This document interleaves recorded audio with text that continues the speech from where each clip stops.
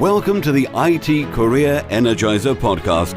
For anyone who wants to build and grow a career in IT, develop and improve your strengths and skills, be inspired and motivated by the successes of others, manage your career progression, and achieve your IT career goals.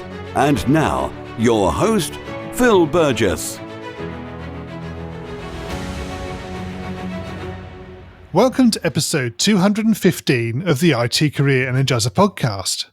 My guest on today's show is an advocate for women in technology and passionate about mindful leadership, work-life harmony, and helping other people achieve more through the use of AI. She has spent many years as a trainer, solutions architect, and evangelist for IBM, Red Hat, EMC, Amazon, and Microsoft, and has delivered keynotes, workshops, and conferences around the world. So welcome to the IT Career Energizer podcast, Noelle LaCharite. Wonderful. Thank you so much for having me. So Noelle, could you perhaps give us a little bit more insight into your background and in particular, what you're currently up to? Absolutely. Yes, I've had actually quite an interesting career. I started off interested in Java technology. It was during this, dare I say, Y2K kind of time frame, and was just excited to, there was tons of people very interested in just anyone who would learn the technology. I, at the time, was a single parent. I was, very, very hungry to find a field that I could do well in. And so I ended up jumping in and learning Java and becoming kind of a Java engineer, but then very quickly a consultant where I was doing a lot of training and development simultaneously. But that took me, I spent 12 years at IBM doing that. I wrote a couple books on WebSphere application server for those of us who remember those days. And then I went to work for Red Hat and learned all about enterprise software in terms of open source software licensing. I went to VMware during virtualization, all of these really kind of momentous occasions for these companies. I happened to be there during those times. And then I went to AWS about 5 years ago. And while I was there, Alexa was born. And as soon as I could, I jumped over and started my AI journey, really building skills for Alexa. And most recently, I joined Microsoft to help advocate for, Alexa was great for me because it introduced me to AI, but it was only one form of AI. It was just the natural language form. I got very excited when I heard that Microsoft was offering models of all kinds, not just speech and language, but also computer vision and decision and personalization, all of these models that could really help people build much more elaborate applications than I had seen so far. So now I'm an ambassador for Microsoft AI. I recently launched a new company called the AI Leadership Institute, and I'm all about just getting as many people as possible understanding and really embracing AI technology and what is available and possible today. So Noelle, can you share a career tip with the IT Career Energizer audience, one they may not know about and perhaps should?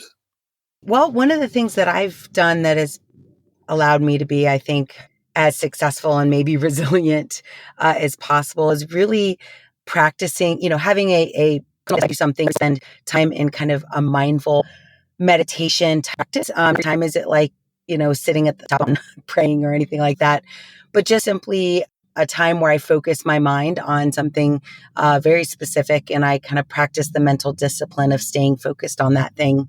And I've actually had an opportunity to do that in things like a yoga class, or even in, focused time doing something very specific for work, but being very intentional about not being distracted and trying to kind of use my own mental discipline and focus to stay on that task. And it's really helped me because many times things, especially the projects that I've been on, as I mentioned before, some crazy projects like Alexa in its early days and most recently cognitive services at Microsoft, things were moving so fast. And so having this kind of mindful practice really helped me to stay present and stay calm when a lot around me was going quite crazy. It's something you must have had to learn over time as well. Absolutely. It's quite, I think discipline, I guess, is the best word for it. It's something that I failed at for a very long time before I felt like I had a handle on it. And even then, it's something that constantly gives me something to work on. I don't think it's something you can ever really master perfectly. So, Noelle, can you share with us your worst IT career moment and what you learned from that experience? It's a sad story. um, so one, I guess probably I won't even time it. But there was a point in time where I was basically pushed out of a company that I thought I was serving extremely well. I was evangelizing the company. I had customers singing my praises. I even had people in the company who were like, "You're amazing and this is fantastic." But I ended up in an organization where the leadership that I worked for just was not a fan of my ambition or my excitement for the role or anything. And they literally, like, they couldn't use performance against me, right? And this happens to surprisingly a lot of people, but they did not want me in the organization. So basically, they would simply talk negatively about the work that I was doing, even though it was good work. And I'll give you an example. Someone came to me right at the end of my career at this company and said, "Oh, I was talking to your boss about you." And she just said, and these quote unquote her words, "I'm not really sure, Noelle, there's just something about her. I'm not sure what it is, but I just wouldn't go to her for that." And it wasn't like she said, "Oh, she's bad at this," or "She doesn't do this well," or she just insinuated that I wasn't a good fit. And that permeated throughout the organization, and I ended up leaving. And it was literally the lowest point in my career where I was like, "Am I a bad person? Like, do I really not know what I'm doing?" Yeah. It put a lot of questions to all the work I career. It was a crushing blow, as they say. So very much knocked your self-confidence. Yes, exactly. Okay, so moving away from your worst moment, can you perhaps tell us about your career highlight or greatest success? Yes, thank goodness there are so many more. um, my greatest success actually this year, I felt like culmination of all this work that I've done in my career. But I was offered the opportunity. They came to me just based on my reputation. The marketing team at Microsoft came to me and asked me to help create a hackathon experience for MIT, data scientists at MIT, and curators at the Metropolitan Museum of Art. And it was an amazing experience. We spent 2 days together. All the projects we created were fantastic. But what ended up being just a huge highlight for me was that NBC Nightly News then came to Microsoft and said, "We'd love to talk about this." And I was given the opportunity to represent, what we had done on that project on TV for everyone to see. And I was able to talk about my son who has Down syndrome and how I'm, very focused on AI for accessibility. And it was just really a wonderfully, I was so happy. I had tears of joy that I was able to finally really put together my technology and my passion both together in a single moment and really do something good. Yeah, that's great to hear. Yeah, definitely. I know it's all downhill from here, I guess. You think? I hope not. But it's hard to top. I can't even imagine. I can't even Sure. imagine. So what excites you about the future of the IT industry and careers in IT? The biggest thing that excites me is the opportunity, right? So 5 years ago, I was leading a training team, teaching people about the cloud. And then within a year, I was building skills on Amazon Alexa. Some of them became the most popular in the world. And I knew nothing. I didn't know anything about natural language or AI or any of that. I just took a leap and dove in and learned as much as I could and implemented and practiced everything that I learned. And so I feel like right now the most exciting thing is that anyone with really any desire, aptitude, passion for getting involved in this industry, there's an opportunity for everyone. I mean, it's hard work, right? Consistent effort, all of those things, but surprisingly, there is no, barrier to entry. Anyone with the passion or desire and, the interest that's willing to put in the work could become a thought leader in this space or could become and make a big impact because we're so early in the impact that the technologies I work with anyway are making. So I just think the opportunity is huge. People ask me all the time, like, "Man, I want to get into this." I'm like, easily done. Just go Yes. grab a technology, dive right in and get started. Never before have I seen kind of the barrier to entry into this career field be as open. Okay, we're going to go into the reveal round now. We're going to find out a little bit more about you and the way you think. Oh boy. Are you ready? I'm ready. So, what first attracted you to a career in IT? So I was a single parent when I first was looking for a role. And so I needed a role that had lots of revenue potential. So I hate to say it's about the money, but at that moment in time, it was all about the money. Right. And what is the best career advice you've ever received? So this actually came pretty recently. The best career advice I got was from a fellow female colleague. And she told me that I needed to stay in an area of the organization that would protect me from politics, right? Because as I mentioned kind of before, I've had some struggles where I would do really great things for the company as a whole, but certain leadership would be either threatened or concerned about my ambition. And so identifying where within the company I could be protected. And really what that meant is my heart is for the customer. How do I help customers? And my customers are devs, right? How do I help devs do more with our technology? Who cares most about my success? It turned out the field organization, right? The sales organization, they want me to get as many developers excited as possible. And knowing who my friends are and staying as close to them as possible in my career, yeah, that was the best advice I've ever gotten. And it's turned out quite well since then. And conversely, what is the worst career advice you've ever received? I think the worst career advice would probably be that I should sit down and be quiet. Right. uh, like you have a job to do. I know you want to do these other things. Your boss doesn't want that. So just sit down and be quiet. And though that, again, that may be good advice for someone, but for someone like me, that would have meant giving up what I loved most about my job, or loved most about what I was bringing to this field. And I think that would have been a disservice. So though well-intentioned, pretty bad advice for me. If you were to begin your IT career again in today's world, what would you do? I actually would pay closer attention to the things that I did well. It turned out that what I learned in my first 2 years of being in the IT field, right? I learned Java. I learned enough to actually teach others object-oriented programming and all of that.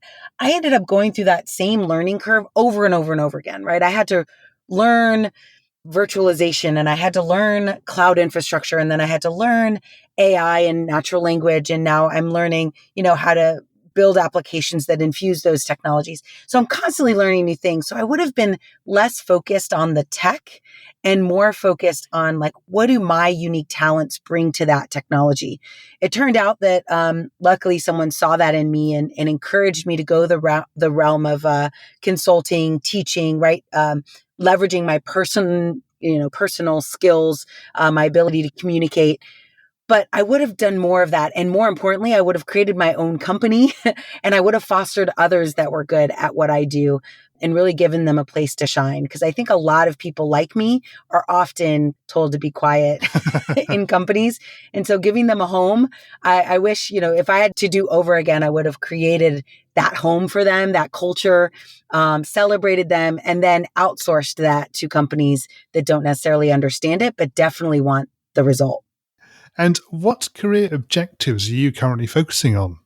I currently am very interested in mindful leadership. As I mentioned earlier, these concepts and practices of putting people before product, having clarity over velocity within a business, right? Sometimes we're go, go, go, get this out. And we don't realize that if we take a step back, we might actually make a decision that could move us in a direction that would be even more beneficial than the one we're racing to right now.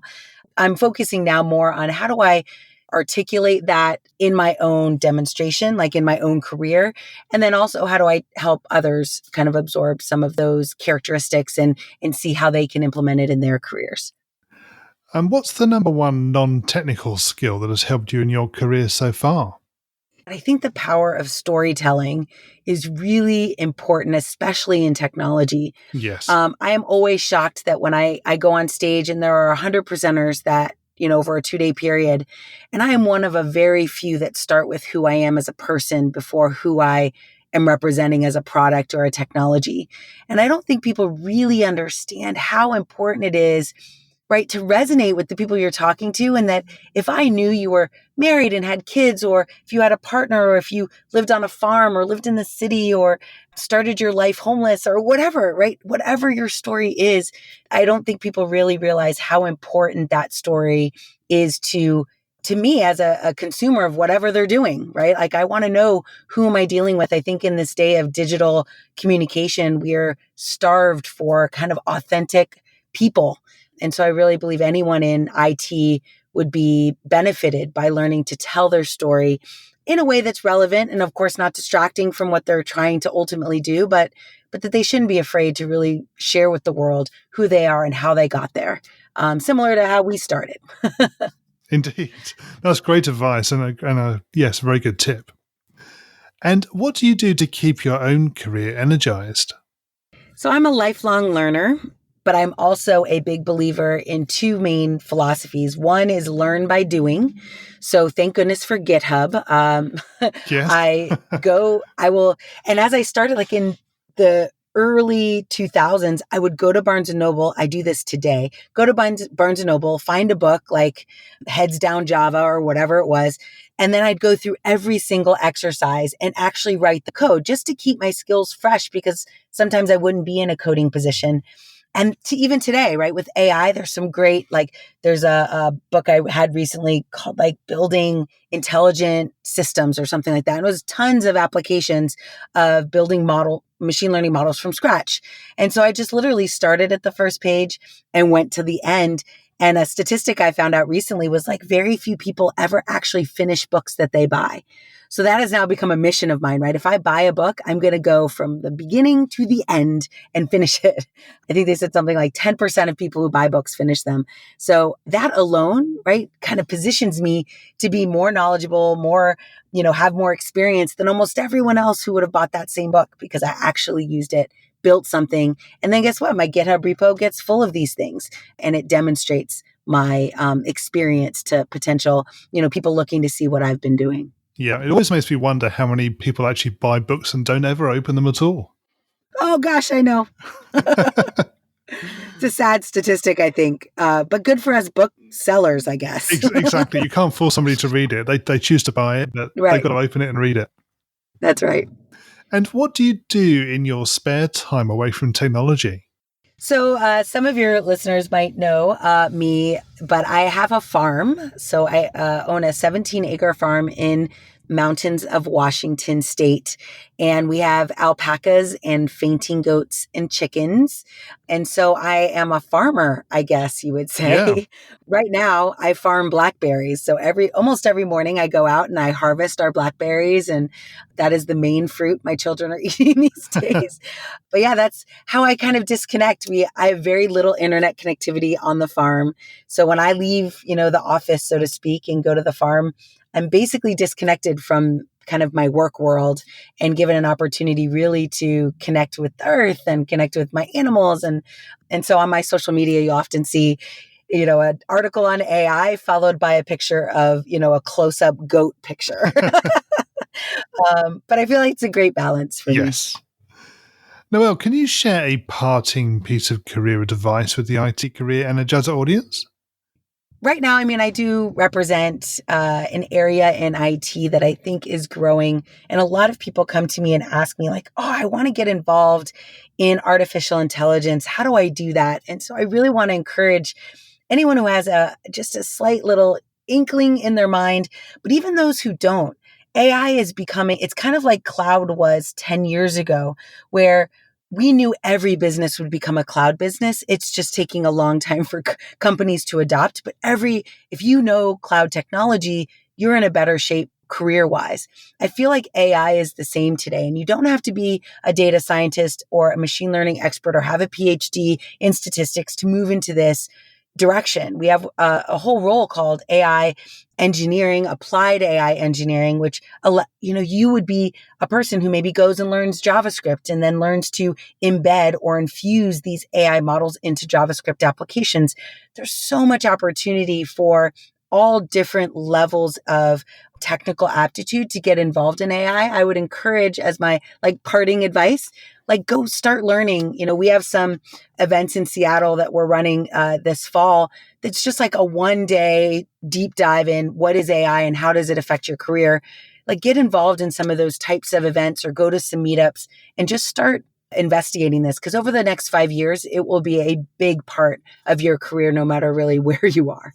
Yes. So I think it's great to dive in soon. And Noelle, can you share with us the best way we can find out more about you and connect with you?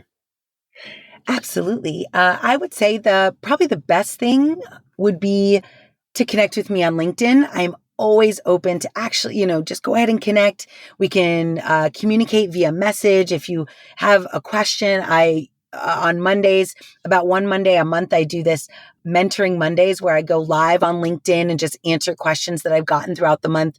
So definitely connect with me on LinkedIn. You can also just follow me if you don't want to be connected. And you can also check out the AI Leadership Institute, either on LinkedIn or AILeadershipInstitute.com. All great ways to get a hold of me. And I just would be really grateful to connect with any of your listeners. So thanks so much. Noelle, thank you so much for joining me on the podcast today. It's been great chatting with you. Yeah, it's been a lot of fun. Thank you very much. As always, my thanks go to my guest on today's show. You'll find a show notes page for today's episode on the IT Career Energizer website, which will be itcareerenergizer.com/e and then the number of today's episode. I also want to thank you for your continued support. It's always great to hear from listeners, particularly when they have suggestions about potential guests or ways to improve the show. And this was one of the reasons for creating the new IT Career Energizer Community Facebook group. I'm really excited about taking the podcast forward, and I hope that you'll continue to support and listen to the show as it continues to change and evolve. Thanks for listening, and remember, if you're not growing your career, you're slowing your career. Thanks for listening to the IT Career Energizer podcast. To find out more about building a successful career in IT, visit itcareerenergizer.com.